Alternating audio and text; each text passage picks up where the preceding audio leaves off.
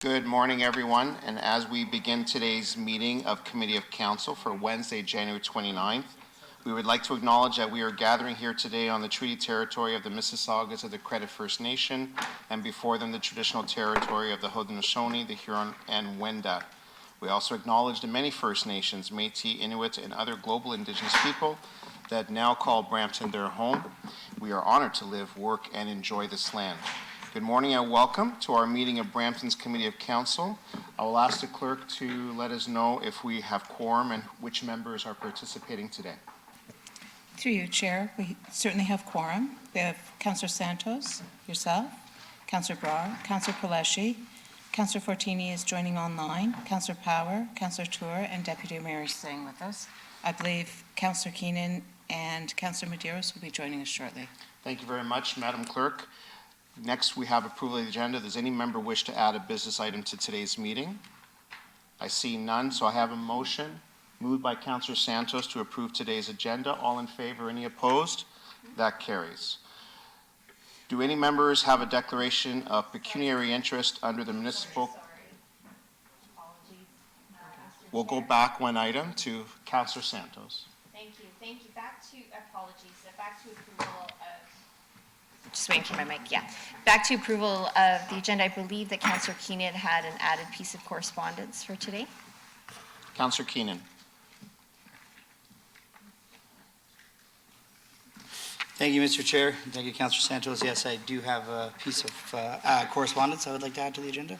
I believe it was sent to you, Madam Clerk.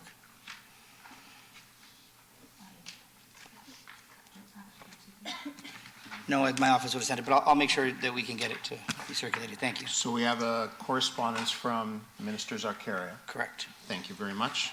We'll have that added to the agenda, Madam Clerk. So I now have a motion moved by Councillor Keenan to approve the agenda as amended.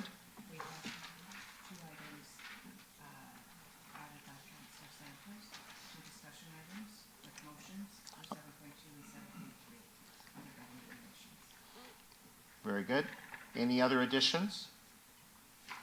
Seeing none.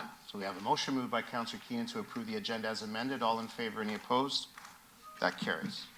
Do any members have a declaration of pecuniary interest under the Municipal Conflict of Interest Act for any matter to be considered on today's agenda? Seeing none, the clerk will so note for the meeting minutes. As part of our consent motion process, I will be reading each agenda item that is subject to the consent motion, and any member may verbally identify the item to be held for debate during the meeting. Any item not held for debate will be considered as part of the consent motion and voted for on approval. I will begin reading the relevant agenda items, and members can identify any items to be held for debate. Item 7.1, a staff updates on government relations matters. We will be holding that for Councillor Santos. Yes, thank you. Item 8.2.1, a staff report, request to begin procurement for preventative and demand maintenance services for arena refrigeration equipment at various city locations for a 3-year period, all wards. That is in consent. Item 8.2.2, a staff report, request to begin procurement for road resurfacing reports in all wards. That is in consent. Item 10.2.1, a staff report for the ward boundary review, summary of public consultation. Hold. Item 12.2.1, a staff report for the 2025 temporary borrowing bylaw. In consent. Item 12.2.2, a staff report on the status of general accounts receivable. Hold by Councillor Peleschi. Item 13.1, our referred matters list. That is in consent. I'll ask the clerk to now summarize those items to be included on the consent motion for approval. Through you, Chair, the following items are included on the consent motion. 8.2.1, a staff report, request to begin procurement. 8.2.2, staff report, request to begin procurement. 12.2.1, a staff report, temporary borrowing bylaw. And 13.1, referred matters list. Thank you very much. So I have a motion moved by Councillor Brar and seconded by Councillor Peleschi to approve the consent motion. All in favor? Is there anyone opposed? That carries. Our next item will be government relations matters. We have Andre Hoffman. Actually, we have Chris Ethier from the Government Relations is here with a presentation for Committee on Government Relation Matters. Welcome, Chris.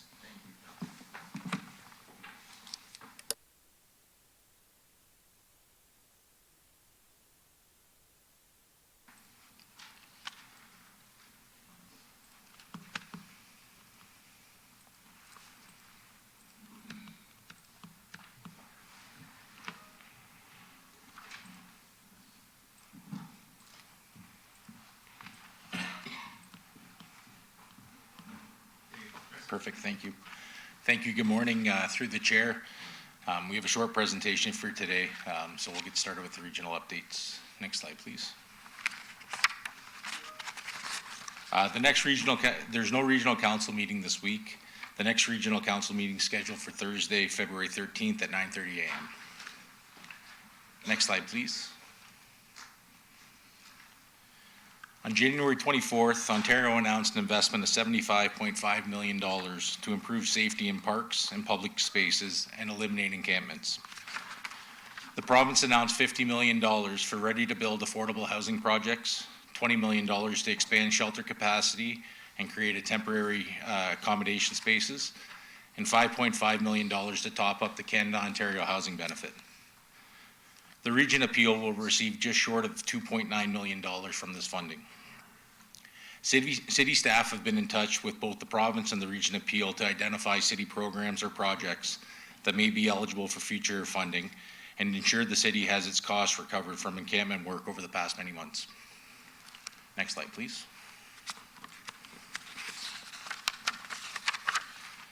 Last Friday, Premier Ford announced that Ontario is moving forward with extending the Hazel-McCallion line into downtown Brampton, and the Brampton portion will include an underground tunnel from the Brampton Gateway Terminal to downtown Brampton. Metrolinx will optimize construction and route alignment to improve regional connections. This project's part of a $70 billion investment in public transit over the next decade from the province of Ontario. This announcement followed years of advocacy from Brampton City Council and meets the City of Brampton's vision for Main Street in downtown Brampton. Next slide, please. On January 27th, Ontario announced an investment of over $1.8 billion to connect every person in Ontario to a family doctor or primary care teams. This includes $1.4 billion in new funding and over $400 million in already approved funding. The Primary Care Action Plan aims to close the gap for the remaining 10% of people in Ontario in need of primary care by 2029. This announcement aligns well with Brampton's ongoing advocacy for equitable provincial funding for healthcare services for Brampton residents. One final note on provincial matters. Yesterday, Premier Ford confirmed that the Lieutenant Governor accepted the Premier's request to dissolve the 43rd Parliament and issued the writ for a general election that will be held on February 27th. Over the coming weeks, City staff will work to arrange meetings with party candidates to advocate for Brampton's strategic priorities. Next slide, please. Moving on to federal updates. On January 24th, the Prime Minister announced a change to the federal cabinet. Stephen McKinnon, the Minister of Employment, Workforce Development and Labor, has been given additional duties as Leader of the Government in the House of Commons. This move was made to fill the vacancy left by Karina Gould, who has declared her intention to run for Leader of the Liberal Party. And thank you very much. That concludes today's presentation. Thank you very much, Chris. As the blessing says, may you live in interesting times. You certainly do. We have a speaker, Councillor Santos. Thank you through you, Mr. Chair. Even though your presentation was short, we were not short of announcements this past week, including the provincial election, the looming federal election, the ongoing threats from south of the border. So thanks for all of your work and the efforts of the team to bring together a lot of these briefing notes for us, because I think it's going to be fast and furious over the next 30 days and then some throughout the year. Speaking of the provincial election, over the past, 2 months ago before the holidays, a colleague from FCM, Mayor Marakis from Aurora, was circulating a motion with respect to some of the advocacy work at FCM and AMO to find more sustainable, predictable sources of funding from other orders of government to be adequately transferred to municipalities outside of just dealing with property taxes. And all the municipalities across Ontario have been passing their budgets. We keep saying that we can't rely solely on property taxes anymore. It's unsustainable. At FCM and AMO, we are advocating for new revenue sources and new revenue tools. And now with these tariff threats, things are probably going to impact local economies and local municipalities even more. So Mayor Maracas from Aurora brought forward a really interesting idea, which is a revenue tool that's existing at the provincial and federal level, something called the land transfer tax at the provincial level and the GST on property sales at the federal level. Why this tool is really interesting for municipalities is because as we start to see interest rates decline, provincial and federal governments pushing for resale of homes in order to flip them or renovate them into multi-unit dwellings, ARUs, which Councillor Keenan and I continue to deal with in wards 1 and 3 in particular. We are more and more so trying to straggle the money to deal with this growth in existing neighborhoods. So the land transfer tax is applied to the buyer of the home. It's a tax collected by the provincial government. Municipalities don't receive any of it.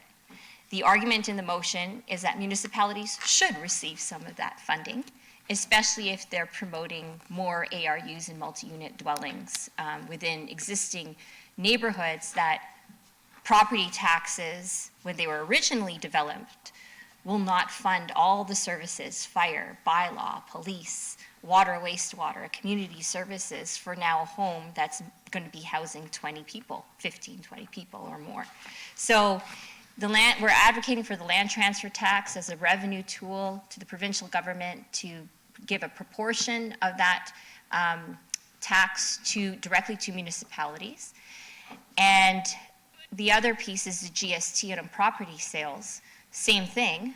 When you purchase a home, there's a GST on that property sale. It's a tool that the federal government could very easily direct a proportion of that tax to municipalities, a sustainable, predictable source of funding. So, Madam Clerk, if we could put just the motion on the screen. This motion has been circulated across over 100 municipalities who have already passed the motion in support. What I have done, and Councillor Keenan is seconding this motion because there's a direct reference to additional residential units as well as a residential rental licensing program.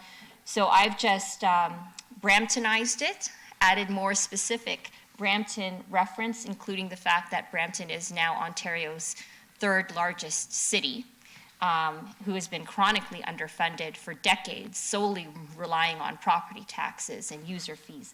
So the motion is that we join the over 100 municipalities formally requesting the provincial government to consider redistributing a portion of the land transfer tax collected on property transactions, and that we also advocate to the federal government in the same accord regarding the GST collected on property sales, and that the land transfer tax and GST should be structured to provide predictable and sustainable funding to allow for better long-term planning, investment in our city services and infrastructure, and support the development of housing and complete communities, and that the motion be sent to the various folks, the Prime Minister, the Premier, the various ministers, local MPPs, and the leaders of the various parties, and that it also be sent to Region of Peel Council, the FCM, and AMO, for their endorsement and advocacy. So we're going to join the list of municipalities who have already adopted this motion,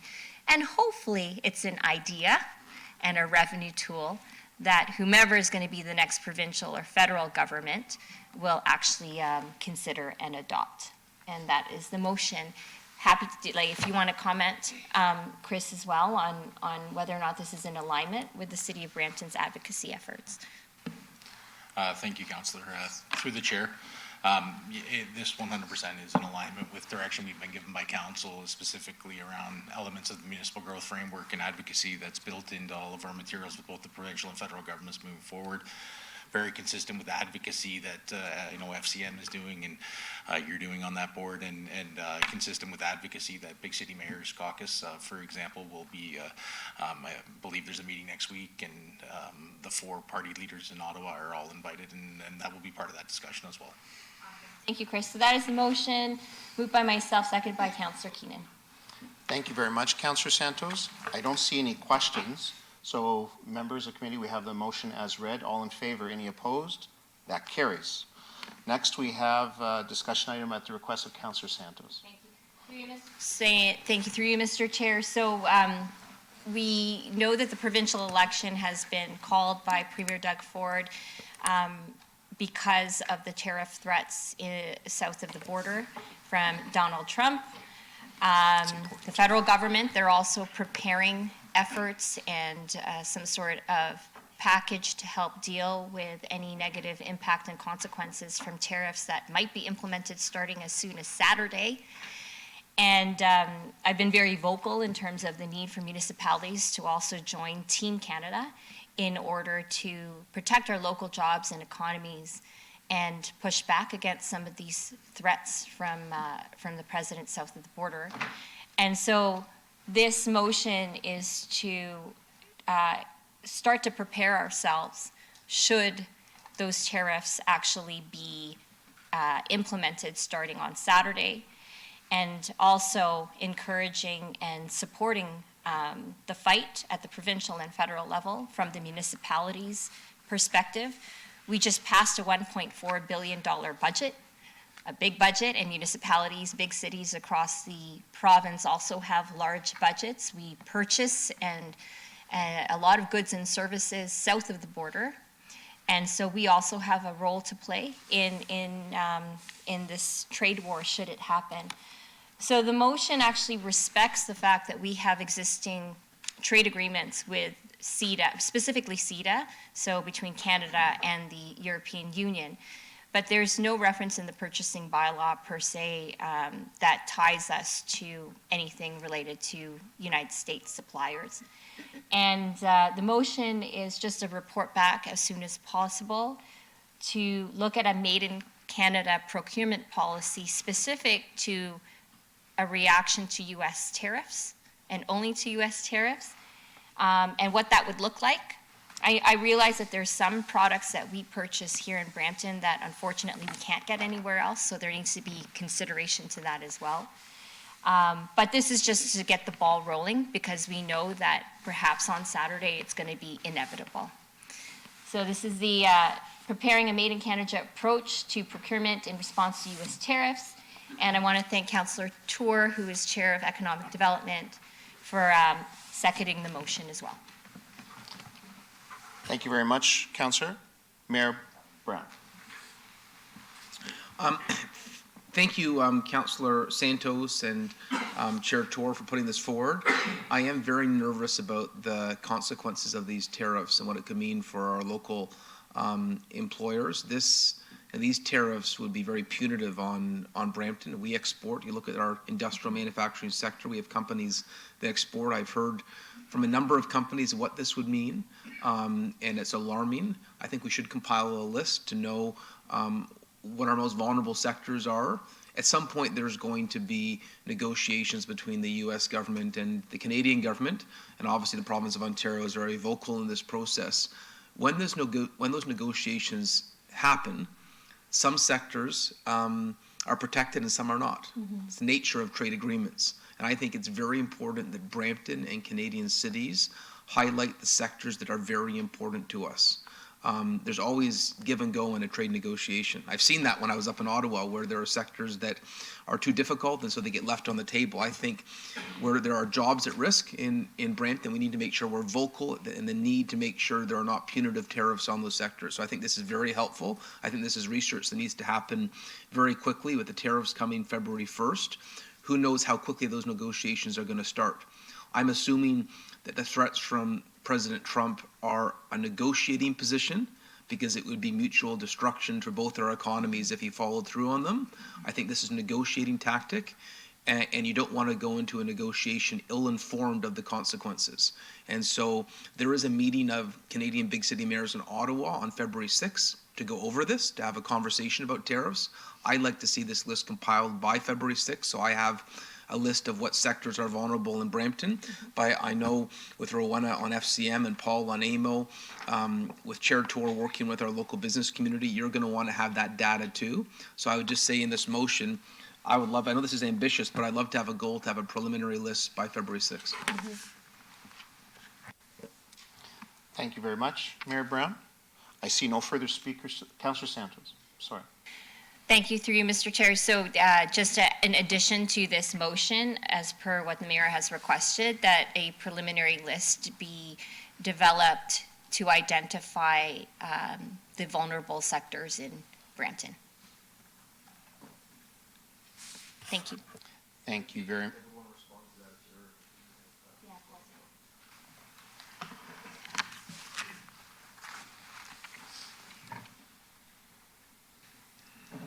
And Paul, I'm sure you're hearing the same feedback I am. Companies like Zocum saying that they'll have to do production in the U.S. So we need to compile that list on what sectors. Is that feasible to do by February 6th? Through you, Mr. Chair, exactly. That's exactly what we're doing. We're doing that intelligence gathering right now. We're surveying our companies in all sectors to see which ones would be most impacted by this. So I think doing that list for February 6th is a prudent measure, and we can certainly supply you with that. Wonderful. Thank you very much, Paul, and thank you, Councillor Santos and Mayor. I see no further speakers, so we have the motion as read on the screen. All in favor, any opposed? That carries. I also ask for a motion from Councillor Power to receive our government relations update today. All in favor? That carries. Members, we now have our added item, correspondence from MPP Pratt Meets Arcaria, added by Councillor Keenan. Councillor. Thank you, Mr. Chair. So obviously, we all know of the concerns when it comes to rooming houses and properties. They're not just up to property standards. And yesterday, I received a letter from our MPP in the area, who happens to be the Minister of Transportation, and it was to my joy to receive this letter. It is a full public support of his understanding and knowing of what the issues are in the area, and the need to have some sort of a pause in those specific areas due to our ongoing concerns. So I think I'll just take a second to read out his letter, and then I got some ideas on what we could do with it. But it says, "Dear residents of Peel Village, I'm writing to address the growing concerns surrounding rooming houses in the two specific areas within our riding and community.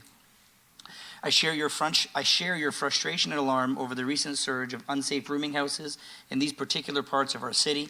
As many of you has experienced, these conversions often result in unsafe and unsanitary conditions that not only compromise the quality of life for our residents, but also pose serious health, safety, and fire risks for both the community and the occupants. There have been disturbing reports and photos from neighbors depicting deplorable living conditions in some of these properties, cars parked on lawns, piles of garbage accumulating outside and overcrowding, unsanitary living environments inside. Alarmingly, fires have occurred at some of these properties, narrowing, avoiding injury to those inside. I fully support a bylaw move by our local councillor Dennis Keenan to temporarily pause applications for rooming houses in these two specific areas of our city. This temporary pause will give the city the ability to address these two particular areas which have seen significant increase in dangerous living conditions. I believe this issue is unique to these specific parts of our city and should remain limited to the areas outlined in a motion. As Councillor Keenan has stated, this pause will allow the city enforcement and officials to better protect residents from health and safety risks while providing an opportunity for the thorough review of the current situation and the implementation of stronger regulations to safeguard our community. Health and safety must always be a top priority, and this is essential that we ensure the well-being of our residents. I also want to take the opportunity to recognize Councillor Dennis Keenan. He has been a fierce advocate for the residents of Peel Village, and I greatly appreciate working alongside with him to address these many issues in our community has faced. From investing in additional bylaw enforcement officer to passing multiple motions at City Hall to counter illegal rooming houses, I applaud the dedication and hard work on behalf of his constituents. Thank you for your continued engagement and commitment to our community. Pride Meet Singh Zakara, MPP, Brampton South. So that letter is very timely. Obviously, we know there's work to be done. We have Minister Calandra obviously passed some things with ARUs, which would make pausing difficult at this immediate time. So I'm going to ask that we refer this to the Planning Committee of, I believe, February 24th to continue the conversations. And I do know that Mayor Brown had a conversation with Minister Calandra, and hopefully he can speak to that conversation, and we can finally do something about these two areas. Thank you, Mr. Chair. Thank you very much, Councillor Keenan. Mayor Brown.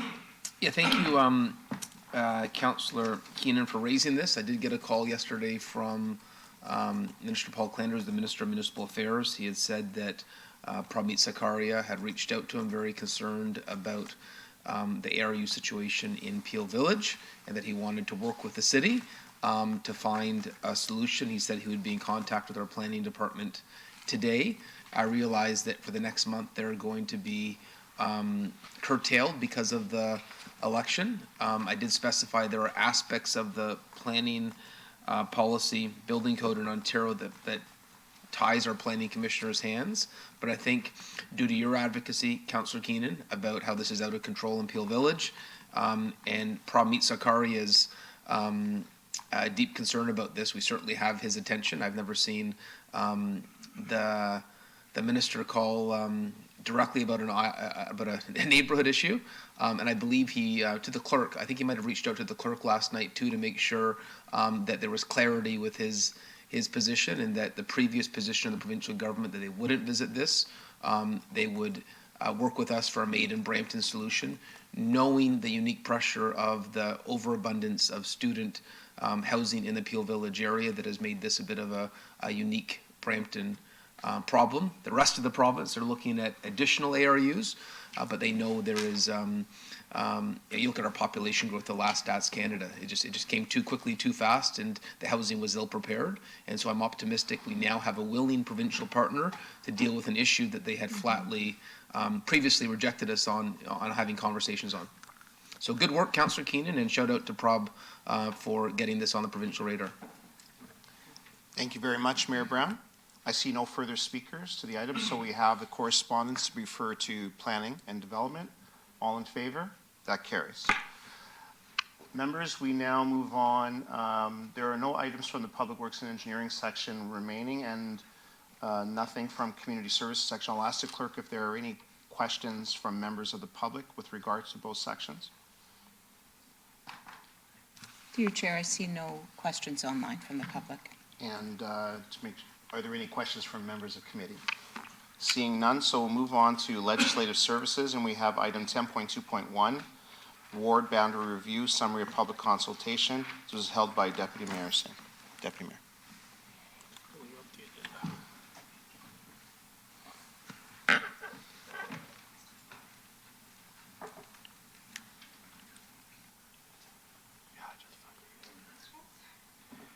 I had a question. I saw if we go out for further public consultation, I can't find the page, but I saw we're expected to come back Q1 of next year with that, and then the decision also needs to be made in early January. So what's the timelines exactly on when the decision actually needs to be made?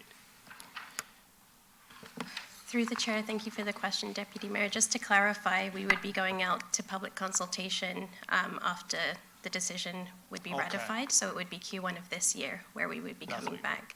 So we would be looking at an additional 4-week consultation period and reporting back by the end of this quarter in order to meet our timelines. The bylaw needs to be passed and all potential appeals resolved by the end of this year in order for us to implement. But that's not a realistic date for us, and for the election project, we need a bylaw passed by Q1 of this year in order to implement changes and be ready for the election. Yeah, that's fair. And as you know, we all know it's public now with elections. It does present an opportunity as well for, as councillors, to advocate for additional seats that we're trying to do. So I know you had 2 recommendations. One is to receive the report, and one is to direct staff. I'm thinking I'm just going to defer this until the election so we can continue advocacy as well, and have it come back in 2 months. But I'm not going to receive the report either, because I want it all to come back again to continue this discussion post-direction. That would be what I would suggest, but I'll listen to my colleagues. Thank you very much, Deputy Mayor. Are there any speakers? Councillor Palashi. Thank you, Mr. Chair.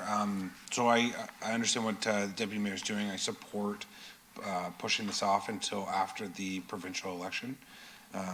As we all know, we're bigger than the neighbor to the south now. So that being said, and I stated at last regional council meeting, I'm ready to take on another seat at the regional council table. And I definitely want that seat coming from Mississauga. I think since we're bigger, we do it with less councillors, or if they just want to reduce the number of councillors that they have at regional council, I'm okay with that now. I'm okay with that as well, but if we can start, advocating for that and positioning ourselves, I think that's the best thing for us to do. But then that would probably change ward boundaries. So I thank you for all the work that you are doing, you have done, and you continue to do. We just need a minute. Thank you, Mr. Chair. Thank you very much. Councillor, Deputy Mayor. So I can't put the deferral on now because I've talked, but I'll wait for some, yeah, if you could do it right after. But I would suggest they come back, not at the end of this month, but the end of next month, because after elections, we need a couple of weeks to see who the minister talk and all that. So end of March. Okay. Thank you very much, First Deputy week, Mayor. okay. Councillor Keenan. Thank you, Mr. Chair. I'm happy to move that deferral. Okay. I see no other speakers. So members, we have a motion for deferral until after the election. All in favor, any opposed? That carries. And so with that, are there any questions from members with regards to the legislative services section? Seeing none, Madam Clerk, do we have questions from members of the public regarding legislative services? Through you, Chair, I see no questions submitted online.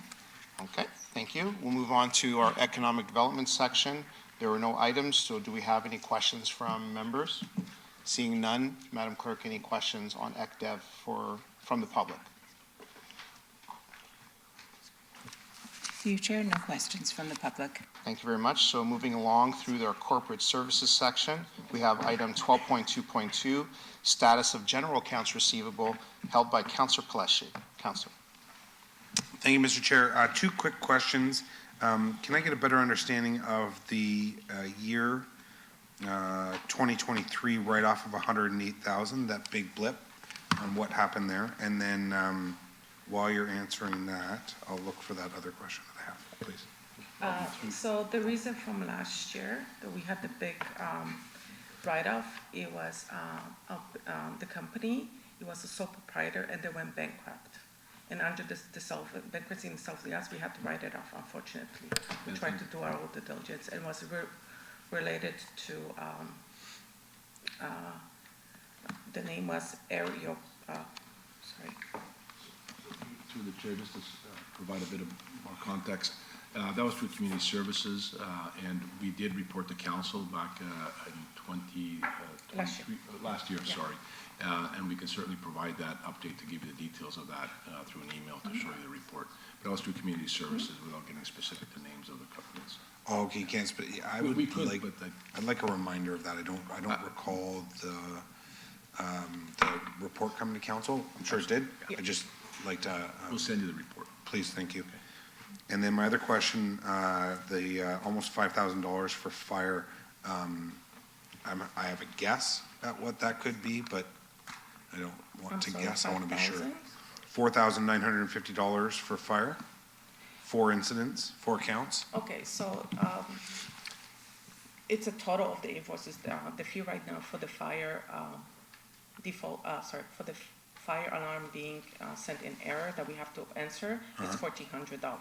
And sorry, Councillor Pelletier, if I just may ask, staff have asked for you to just move your laptop out of the way because it's I'm blocking sorry. your mic, so we want to hear you. Councillor Pelletier. So yeah, I don't know. It's $1,400 total for each of the 4. Yes. Is it one individual, one it company? was actually multiple different people that we had to do it to. Companies? It's a combination of the companies and actual apartment Homeowner? buildings, owners, stuff like that, yes. Why can't we recoup those costs from? Why do we have to write them off? So majority of, if I recall correctly, if the company is not listed if they don't own the property here in the city of Brampton, we can add it to the tax roll. So we try to do our due diligence to send them to collection agencies, or even if we can even try to send it to our legal team to see if they can actually put some kind of lien against it, and unfortunately, those things were unsuccessful.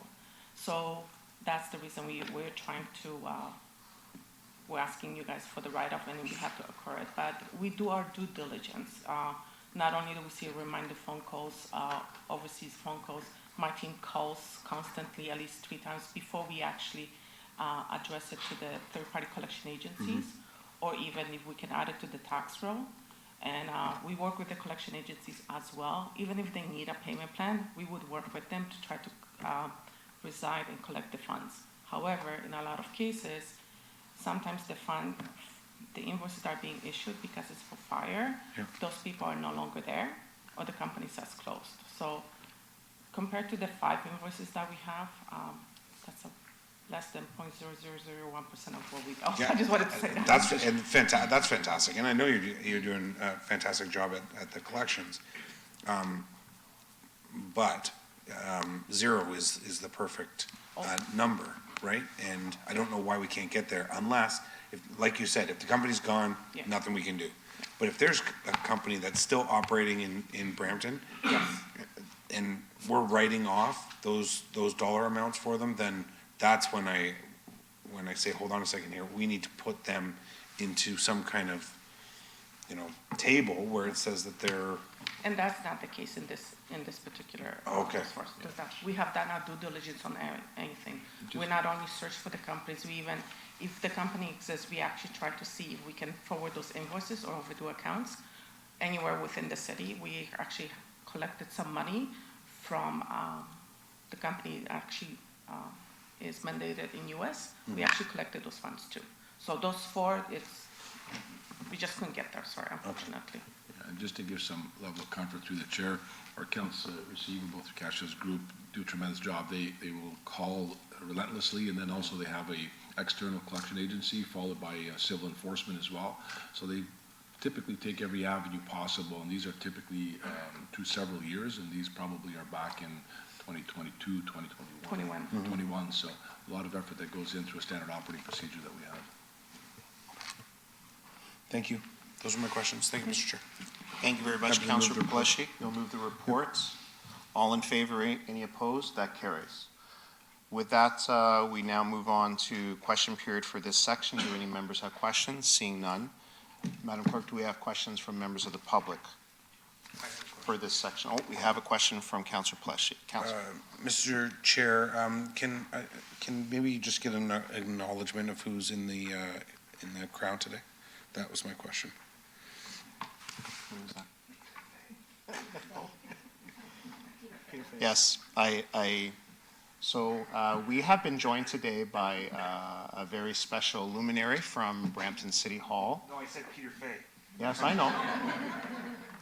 And a person that we all love and respect, our clerk that presided over so many meetings at this council for many years and is respected by all.